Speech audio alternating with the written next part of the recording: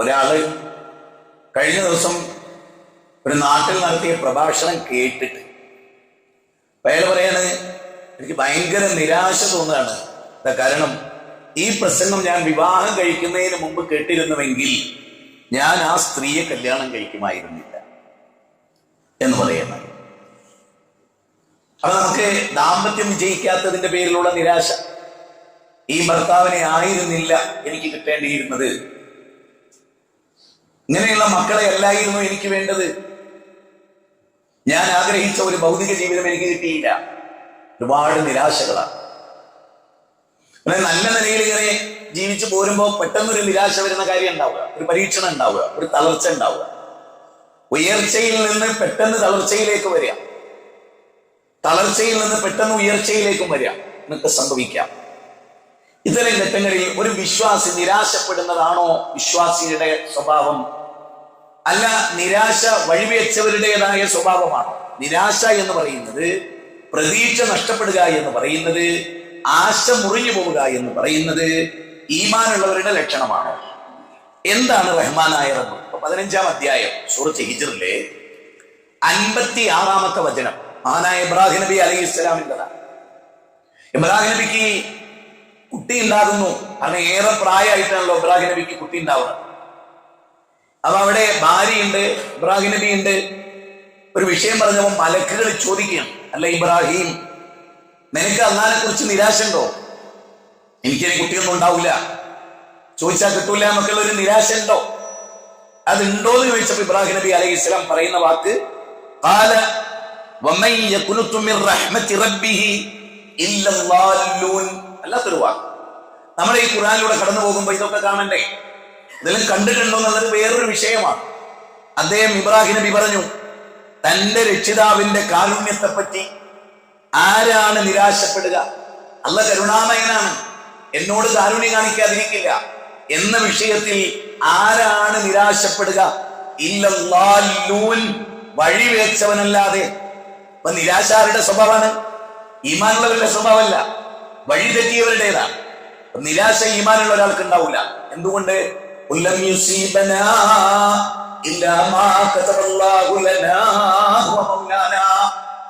എന്റെ ജീവിതത്തിൽ ഉണ്ടാകുന്നതെല്ലാം എന്റെ റബ്ബ് എനിക്ക് വിധി എഴുതിയത്. ഇത്ര കൊല്ലത്തെ ജീവിതം, ആ ജീവിതം അവസാനിക്കുന്നത് വരെ എന്റെ ജീവിതത്തിൽ എന്തെല്ലാം ഖൈറാത്തുകളുണ്ടോ, എന്തെല്ലാം ശർറുകളുണ്ടോ, എല്ലാം എന്റെ നാഥന്റെ കിതാബിൽ എഴുതി വെച്ചിട്ടുണ്ടെന്ന് സൂറത്ത് തൗബ. അല്ലാഹ് പറയാണ്, കുല്ലം യുസീബനാ ഇല്ലാ മാ കതബല്ലാഹു ലനാ ഹുവ മൗലാനാ. ശരിക്കും അല്ലാഹയാണല്ലോ നമ്മുടെ മൗല, അല്ലേ? ഹസ്ബുനല്ലാഹ് വനിഅമൽ വകീൽ വനിഅമൻ നസീർ വനിഅമൽ മൗല എന്നൊക്കെ പറയുന്നതിന്റെ അർത്ഥം അതാണ്. എന്റെ റബ്ബ്. നോക്കൂ, റസൂലുള്ളാഹി സ്വല്ലല്ലാഹു അലൈഹി വസല്ലം റസൂൽ ഒരു സ്വപ്നം കാണാൻ. ഇബ്നു അബ്ബാസിന്റെ റിപ്പോർട്ടാണ്, ദീർഘമായ റിപ്പോർട്ടാണ്. ബറാ ഇബ്നു ആസിബ് റളിയല്ലാഹു അൻഹുവിൽ നിന്നാണ്. ഇബ്നു അബ്ബാസ് റളിയല്ലാഹു അൻഹു ആ കാര്യം വളരെ മനോഹരമായി പറയുന്ന റിപ്പോർട്ടാണ് പറയുന്നത്. ഇബ്നു അബ്ബാസിന്റെ റിപ്പോർട്ടിൽ, ബറാ ഇബ്നു ആസിബ് റളിയല്ലാഹുവിന്റെ വേറൊരു റിപ്പോർട്ട്, ആ റിപ്പോർട്ടിൽ പറയാണ്, സ്വർഗത്ത് പോകുന്ന നബി സല്ലല്ലാഹു അലൈഹി വസല്ലം ഒരു സ്വപ്നം കാണുക. സ്വപ്നത്തിൽ കുറെ നബിമാരെ, ഒറ്റ നബി കൂടെ ആരുമില്ല. നബിയുടെ സ്വപ്നമാണ്. ദൈവത്തെ നടത്തിയിട്ട് ഒരാളും ഇല്ല. വേറൊരു നബി 2 ആളുകളെ, വേറൊരു നബി 3-4 ആളുകളെ, കൊച്ചു കൊച്ചു സംഘങ്ങളിൽ നബിമാർ. പിന്നെ കാണുന്നത് കുറെ ആളുകളുള്ള നബിനെയാണ്. അപ്പൊ മുഹമ്മദ് നബി സല്ലല്ലാഹു അലൈഹി വസല്ലം പറയാണ്, അത് ഞാനായിരിക്കും എന്ന് ഞാൻ വിചാരിച്ചു. അപ്പൊ അല്ലാഹു പറഞ്ഞു, മുഹമ്മദേ, അത് മൂസ അലൈഹി ഇസ്ലാമിന്റെ നബി കഴിഞ്ഞാൽ പിന്നെ ഏറ്റവും കൂടുതൽ അനുയായികളുള്ള ഒരാൾ മൂസ അലൈഹി ഇസ്ലാമായി. അത് മൂസ അലൈഹി ഇസ്ലാമിന്റെ കൗമാണ്. എന്നിട്ട് അള്ളാഹു റസൂലിനോട് പറയാൻ, നോക്ക് ആ ചക്രവാളത്തിലേക്ക് നോക്ക്. അവിടെ നോക്കുമ്പോ ജനസംഖ്യയും കൊണ്ടൊരു ബഹളമാണ്. ഇപ്പോഴത്തേക്ക് നോക്കാൻ പറഞ്ഞു, അവിടെയും വലിയ ജനങ്ങളാണ്. എന്നാൽ അള്ളാഹു പറഞ്ഞു, അതാണ് നിന്റെ കൗമ. ഏറ്റവും കൂടുതൽ ജനങ്ങളുമായി പരലോകത്ത് വരുന്ന നബി താങ്കളാവും സല്ലല്ലാഹു അലൈഹി വസല്ലം. മാഷാ അല്ലാഹ്. നബി സല്ലല്ലാഹു അലൈഹി വസല്ലം പറയാണ്, ആ കാണുന്ന കൂട്ടത്തിൽ 70,000 ആളുകൾ, ഇത് ലക്ഷക്കണക്കിന് മനുഷ്യരെ കാണുന്നതിൽ 70,000 ആളുകൾ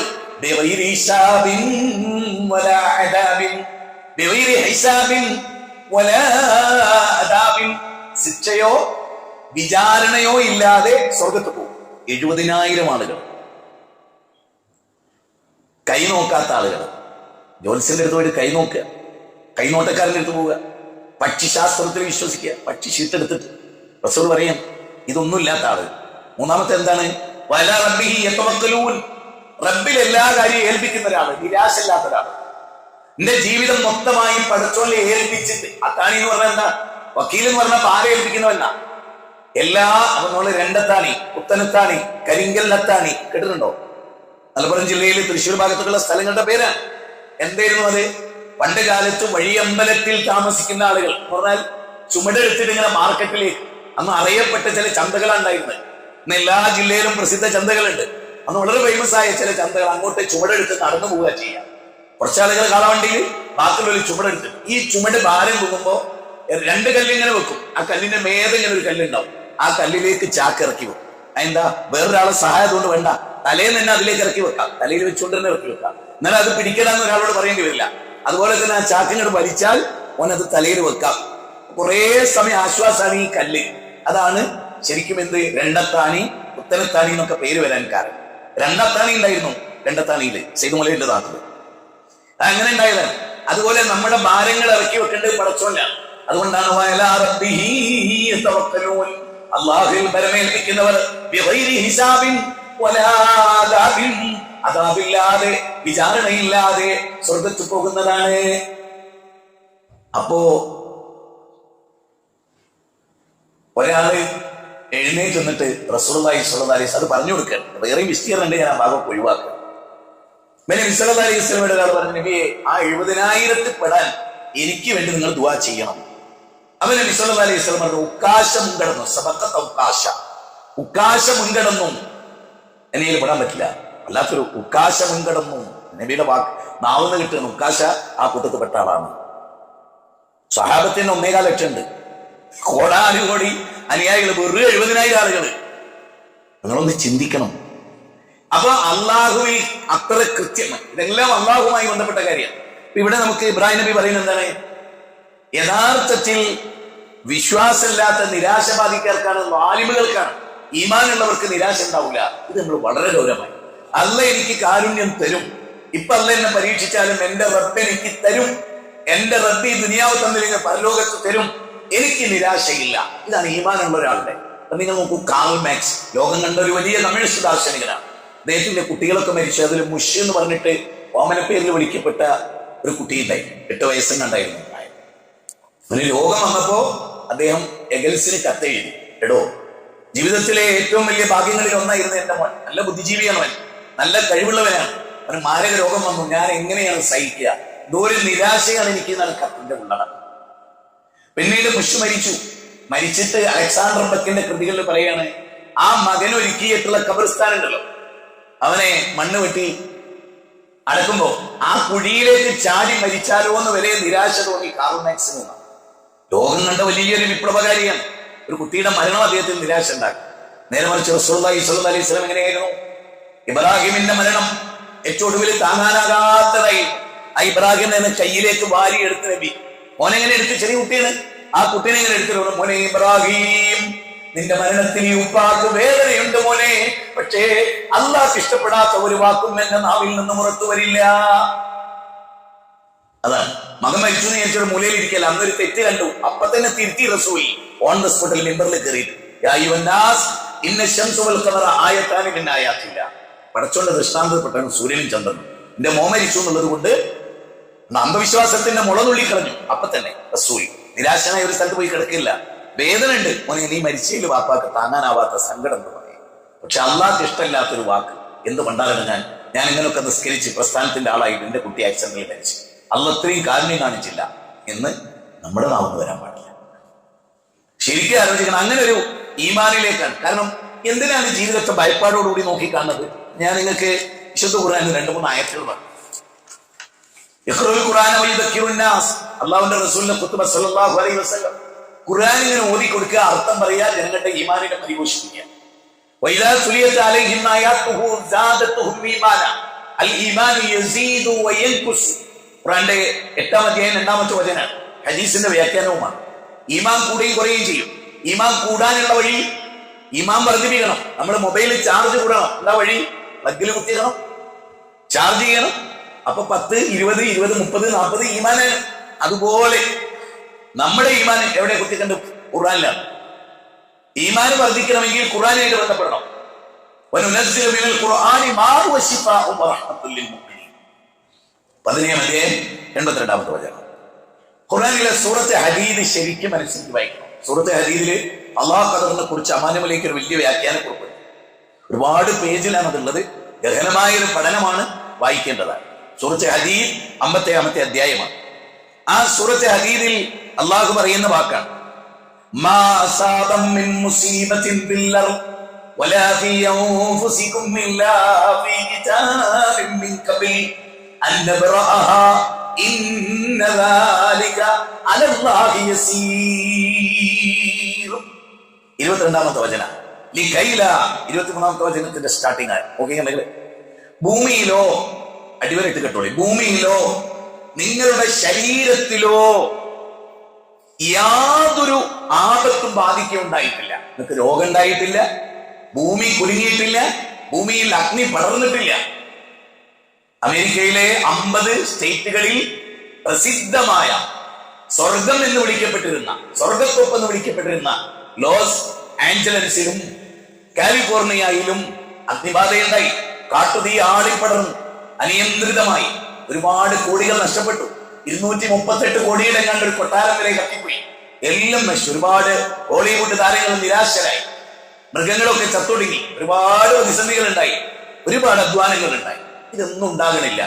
ഇതെല്ലാം ഉണ്ടാകുന്നതിന് മുമ്പ് അല്ല പറയാം, നിങ്ങൾക്കൊരു വലിയ രോഗം ഉണ്ടായി, ക്യാൻസർ ഉണ്ടായി, ഞാൻ എഴുതി വെച്ചതാണ്, അതാണ് സംഭവിക്കുന്നത്, ബേജാറാവണ്ട. അല്ല പറയാം, അങ്ങനെ ഉണ്ടാകുന്നതൊക്കെ ഒരു കിതാബിൽ രേഖപ്പെടുത്തിയിട്ടുണ്ട്. അള്ളാഹ് അത് വളരെ എളുപ്പമുള്ള കാര്യമാണ്. നിങ്ങൾക്ക് എന്താണ് സംഭവിക്കുക, നിങ്ങളുടെ ഭാവി കൃത്യമായിട്ട് അറിയാം. നിങ്ങൾ സ്മോക്കറാണോ, മദ്യപാനിയാണോ, കരൾ സീറോസിസ് ഉണ്ടാവും. അങ്ങനെ മരിക്കാനായിരിക്കും നിങ്ങളുടെ വിധി. അള്ളാഹുവിന് നിങ്ങളെ കുറിച്ച് സമഗ്രമായി അറിയാവുന്നത് കൊണ്ട് ഒന്നുകൂടി ക്ലിയർ ചെയ്യാം. ഒരാൾ 70 കൊല്ലം ജീവിക്കുന്ന ജീവിതം അള്ളാഹിന്റെ മുമ്പിൽ ലൈവാണ്. അള്ളാഹ്ക്ക് അവനെ കുറിച്ചുള്ള ഭാവിയില്ല, വർത്തമാനം മാത്രമേ ഉള്ളൂ. എല്ലാം പ്രസന്റിലാണ്. അള്ളാഹ്ക്ക് എല്ലാം അറിയാം ഒരാളെ കുറിച്ച്. അതുകൊണ്ട് തന്നെ നിങ്ങൾ ചെയ്യുന്ന തോന്നിയാസത്തിന്റെ പേരിൽ എന്ത് സംഭവിക്കുന്നു ലാസ്റ്റ് അത് അള്ളാഹ്ക്ക് അറിയാം. അത് അള്ളാഹ് എഴുതി വെക്കുന്നു. അങ്ങനെ നമ്മൾ ചിന്തിക്കുമ്പോ അള്ളാഹ് എന്താ പറയുന്നത്, ഈ ഭൂമിയിലും നിങ്ങളുടെ ശരീരത്തിലും ഒന്നും ഉണ്ടാവില്ല. ഈ എന്തുണ്ടാകുമ്പോ ഒരു മുപ്പിന്റെ ലക്ഷണം എന്താ? ഉദാഹരണം, അതിന് ഞാൻ ഉദാഹരണം പറയാം. B.I. ലെനിൻ വേറൊരു കമ്മ്യൂണിസ്റ്റ് ദാർശനികനാണ്. ഓലെ തന്നെ പിടിച്ചെന്തുകൊണ്ടറിയോ? വലിയ നെഞ്ഞുകൊള്ളലാന്ന ലോകം വിചാരിച്ചത്. അതിലെ 2 ആളെയാണ് ഞാൻ ഉദ്ധരിക്കുന്നത്. B.I. ലെനിൻ, അദ്ദേഹത്തിന് വാതരോഗം വന്നു, തളർവാദം, കൈകാലുകൾ തളർന്നു പോവുക. അങ്ങനെ വന്നിട്ട് തളർന്നു, അയാൾ കിടക്കുകയാണ്. അപ്പോ അയാള് ജോസഫ് സ്റ്റാലിന് കത്തയക്കുകയാണ്. എന്താ കത്തയക്കുന്നത്? എന്റെ കൈകാലുകൾ തളർന്നടോ, ഇനി എന്റെ കണ്ണിന്റെ കാഴ്ചയും കൂടി പോയാൽ ഞാൻ ജീവിക്കൂല, ഞാൻ ആത്മഹത്യ. നീ എനിക്ക് സൈനൈഡ് കൊണ്ടുവന്ന് എന്റെ തൊട്ടടുത്ത് വെക്കും. Alexander ബെക്കിന്റെ കൃതികളിലുള്ള B.I. ലെനിൻ പറയാണ്, കണ്ണിന്റെ കാഴ്ച പോയാൽ ഞാൻ ജീവിക്കൂല. നേരെ മറിച്ച് അബ്ദുല്ലാഹിബ്നു മക്തുമോ, അദ്ദേഹത്തെ കുറിച്ച് അള്ളാഹു 10 വചനം ഇറക്കി. ജീവിതത്തിന്റെ അവസാനം വരെ പോരാടുക, കൊടിയും പിടിച്ച് മുന്നിൽ നിന്ന് യുദ്ധം ചെയ്യാണ്. ഒരു നിരാശയും കണ്ണു കാണാത്തതിന്റെ പേരിൽ അദ്ദേഹത്തിന് ഉണ്ടായിരുന്നില്ല. ഷെയ്ഖ് ബിൻ ബാസ് കണ്ണു കാണാത്ത മഹാനേതാവായിരുന്നു. ആലു ഷെയ്ഖിന്റെ കുടുംബത്തിലെ മിക്ക പണ്ഡിതന്മാർക്കും കണ്ണുണ്ടായിരുന്നില്ല, ആന്തരിക കാഴ്ച മാത്രമേ ഉണ്ടായിരുന്നു. ഒരാരും ആത്മഹത്യ ചെയ്തിട്ടില്ല. ഇസ്ലാമിന്റെ ഏറ്റവും വലിയൊരു പ്രത്യേകത എന്താ? ഇസ്ലാമിന്റെ ഏറ്റവും വലിയൊരു പ്രത്യേകത ജീവിക്കാൻ പ്രചോദനം നൽകുക. വൃദ്ധസദനത്തിൽ ഏറ്റവും കൂടുതൽ അച്ഛനമ്മമാരുള്ള ഹൈന്ദവ സമൂഹത്തിൽ നിന്നാണ്, പിന്നെ ക്രൈസ്തവ സമൂഹത്തിൽ നിന്നാണ്. ഏറ്റവും ഒടുവിലാണ് മുസ്ലിം സമുദായം. എന്തുകൊണ്ട്? പഠിപ്പിക്കപ്പെട്ട സിദ്ധാന്തമാണ്. ഉമ്മൊരു പരീക്ഷണമാണ്, ശരിയാണ്, ഉപ്പൊരു പരീക്ഷണമാണ്, വാർദ്ധക്യം വലിയൊരു പരീക്ഷണമാണ്, കാഷ്ടിക്കും മൂത്രിക്കും എല്ലുണ്ട്. പക്ഷെ ഉമ്മാനെയും ബാപ്പാനെയും പോറ്റുക വഴി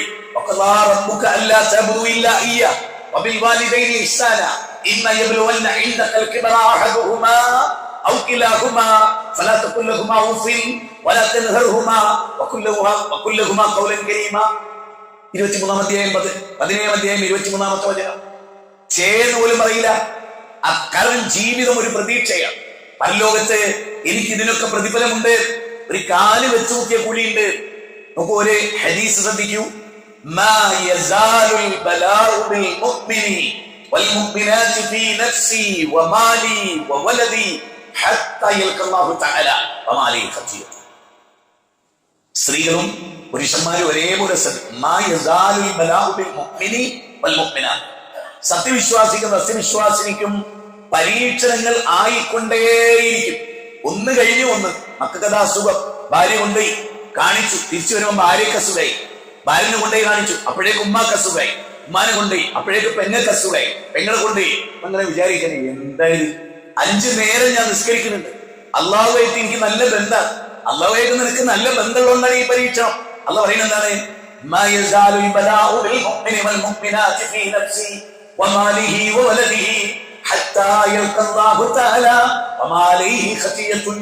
ഒരു സത്യവിശ്വാസിനിയാണോ നീ?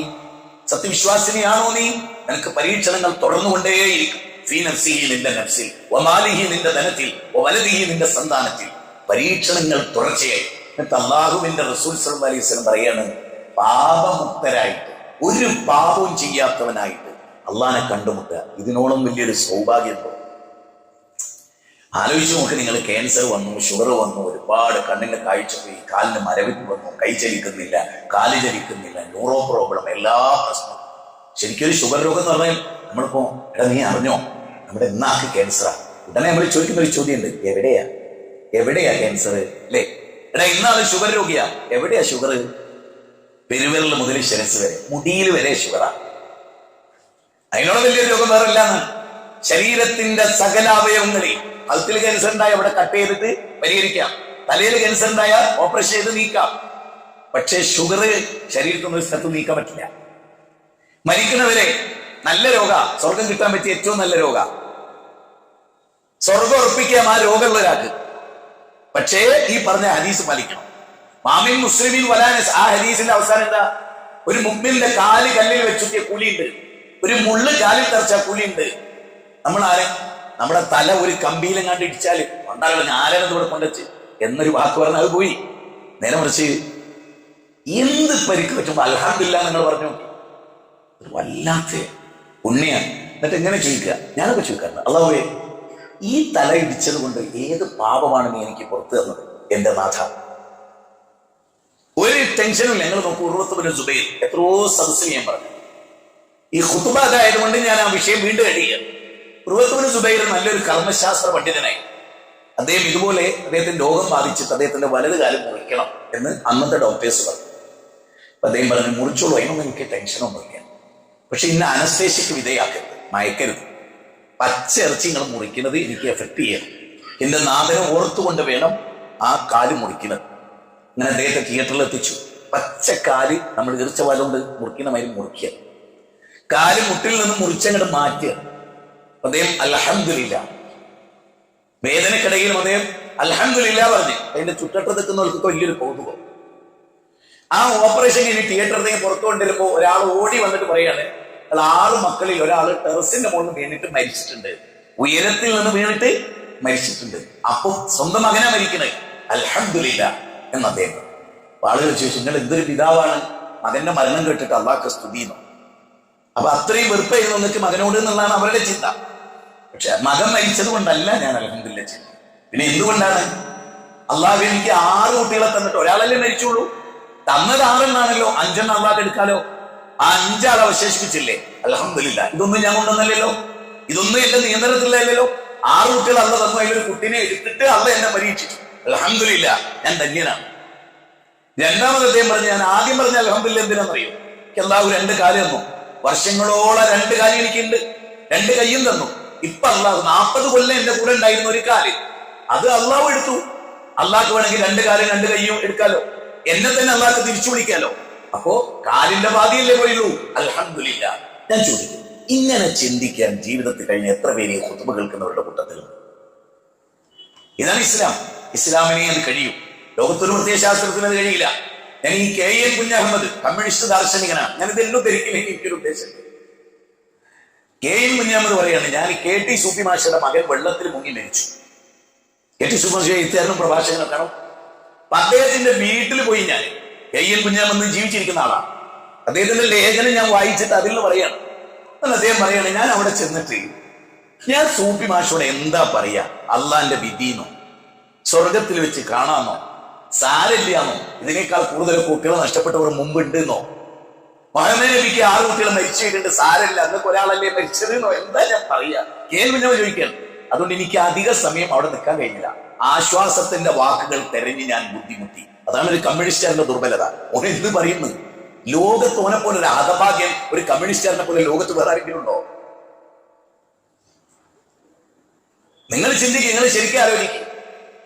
നേരെ മറിച്ച് ഇസ്ലാമിന്റെ ഏറ്റവും വലിയ പ്രത്യേകത എന്താ? ഇന്നാ ലില്ലാഹി വ ഇന്നാ ഇലൈഹി റാജിഊൻ. അങ്ങനെയല്ലേ അള്ളാഹ് പറയുന്നത്? എന്താണ്? വലനബ്ലുവന്നകും ബിശൈഇൻ മിനൽ ഖൗഫി വൽ ജൂഇ വനക്സിൻ മിനൽ അംവാലി വൽ അൻഫുസി വസ്സമറാത്ത് വബശ്ശിരിസ് സ്വാബിരീൻ അല്ലദീന ഇദാ അസാബത്തുഹും മുസീബത്തുൻ ഖാലൂ ഇന്നാ ലില്ലാഹി വ ഇന്നാ ഇലൈഹി റാജിഊൻ.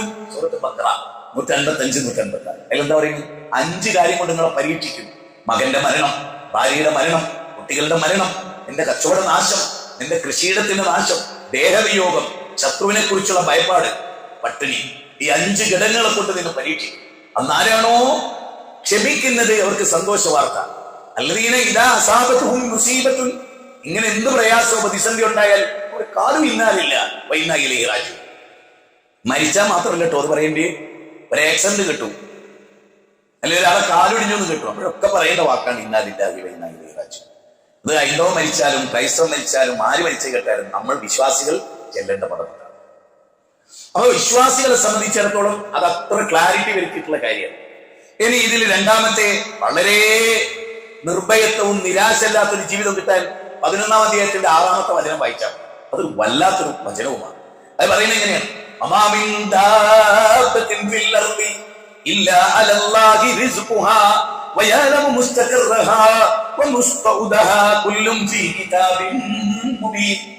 അല്ലാത്തൊരു വാക്ക്. അതിലെന്താ? ഭൂമിയിൽ യാതൊരു ജന്തുവും ഒരു സൃഷ്ടിയുമില്ല, അതിന്റെ ഉപജീവനം അല്ലാഹു ബാധ്യതയായി ഏറ്റെടുത്തിട്ടല്ലാതെ ഒരു സൃഷ്ടിയും. അല്ലാഹു ഒരു സ്ഥലത്ത് ചോദിക്കേണ്ടത്, സ്വയം ഭക്ഷണം തേടാൻ കഴിയാത്ത സൃഷ്ടികൾ, മറ്റൊരാളാൽ ഭക്ഷണം നൽകപ്പെടാത്ത സൃഷ്ടികൾ ഇവിടെ ജീവിക്കുന്നുവല്ലോ, അതിനാരാണ് ഉപജീവനം നൽകുന്നത്?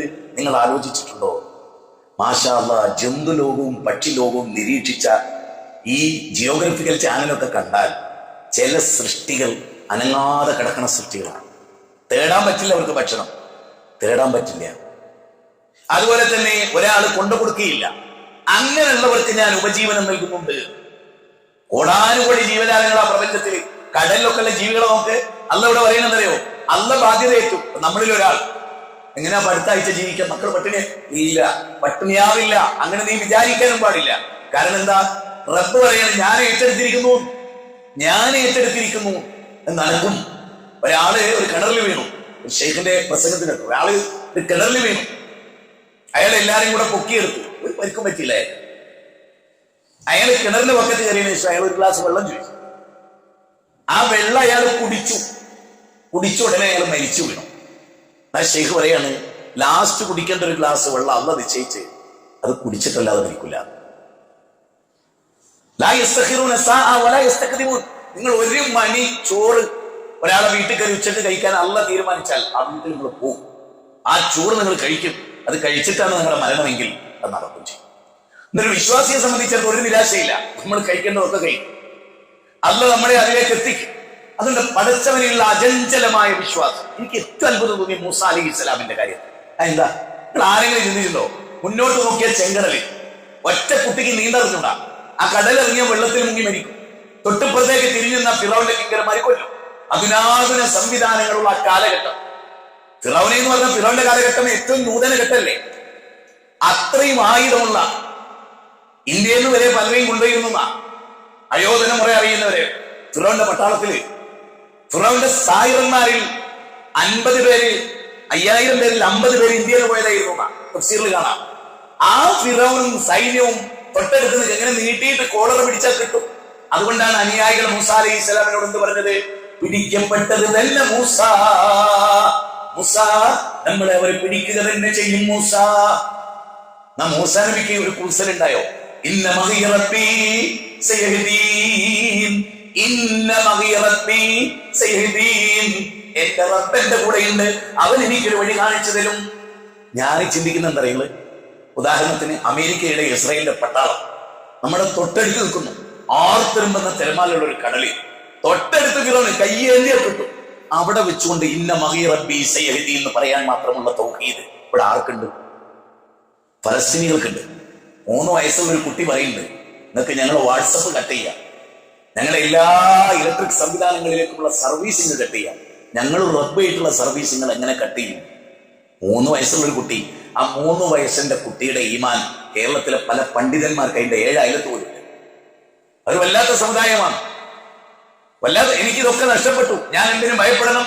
എന്റെ റബ്ബ് എന്നെ ബാക്കിയാക്കിയില്ലേ? നമ്മളൊക്കെ കേട്ടതാ അതൊക്കെ എല്ലാം. അപ്പൊ ഈമാൻ എന്ന് പറയുന്നത് എന്താണ്? അത് വല്ലാത്ത അവിടെ ഹൃദയത്തിൽ ഈമാൻ നടന്നിട്ടില്ല. അറാബികളെ കുറിച്ച് അല്ല പറഞ്ഞത് 49-ാം അധ്യായം 14-ാമത്തെ. ഇവിടെ നമ്മുടെ ഹൃദയത്തിൽ ഈമാൻ കേറണം. അത് നമ്മുടെ ബാധ്യതയാണ്. സർവശക്തനായ അല്ലാഹു അനുഗ്രഹിക്കുമാറാകട്ടെ.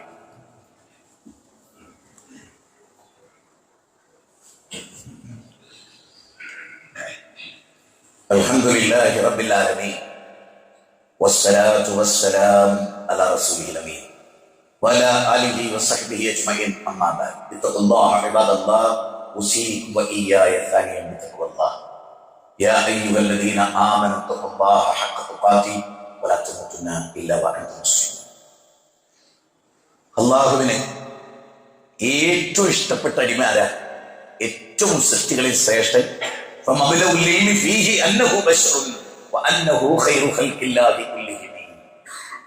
ഇമാം ബുസ്രീയുടെ ബുർദ അദ്ദേഹം ആശയം അവസാനിപ്പിക്കുന്ന അങ്ങനെയാണ്. ഈ ലോകത്തിൽ നബി ഒരു മനുഷ്യനായിരുന്നു, പക്ഷേ ലോകത്തിലെ ഏറ്റവും ശ്രേഷ്ഠനായ മനുഷ്യൻ. ശരി, ആ നബിയെ അള്ള പരീക്ഷിച്ച പോലെ വേറൊരാളെ അള്ള പരീക്ഷിച്ചിട്ടുണ്ടോ? നബി സല്ലല്ലാഹു അലൈഹി വസല്ലമയുടെ അനുയായികൾ ചോദിച്ചു, അശദ്ദുൽ ബലാ ആരാണ്? ആർക്കാണ്? അശദ്ദുൽ ബലാ അൽ അംബിയാ. അംബിയാക്കൾക്കാണ്. ആ അംബിയാക്കളിൽ ഏറ്റവും കൂടുതൽ പരീക്ഷിക്കപ്പെട്ട ആളാണ് ഞാൻ. കാരണം എന്താ? ജനിക്കുമ്പോ അനാഥൻ, പാപ്പാനെ കണ്ടിട്ടില്ല. 6 കൊല്ലം അമ്മന്റെ കൂടെ ജീവിച്ച്. നമ്മളൊക്കെ എത്ര കൊല്ലം ജീവിച്ചു? 6 കൊല്ലം നബിയുടെ കൂടെ. നബിയുടെ വല്യാപ്പ നബിയെ സംരക്ഷിച്ച ആള് 8-ാമത്തെ വയസ്സിൽ മരിച്ചു. 8 വയസ്സിൽ സമ്പൂർണ്ണ അനാഥത്വം. 6 മക്കളെ അള്ള വിളിച്ചു. ഒരു മകളെ ഒട്ടകപ്പുറത്തുനിന്ന് വലിച്ച് താഴേക്ക് ശത്രു, ഗർഭം അലസിപ്പോയി, മരിച്ചുപോയി. എന്തെല്ലാം പീഡനം! തായിഫിൽ 10 ദിവസം കല്ലേറ്, നാടുകടത്തൽ, ഷേബ് അബീ താലിബ് മലയിലെ 3 കൊല്ലം പട്ടിണി കിടക്കൽ, കഷ്ടപ്പാടുകൾ, പല്ലുപൊട്ടിപ്പോകൽ, ബഹിഷ്കരണങ്ങൾ, പരീക്ഷണം.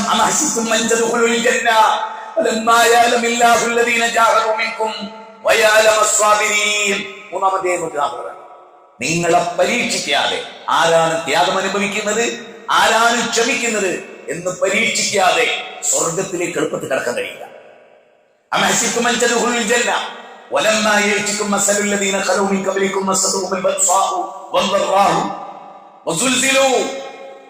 നോക്കൂ നിങ്ങൾ, സൂറത്തുൽ ബഖറയിലെ 214 കഠിനമായി വിറപ്പിക്കപ്പെടും.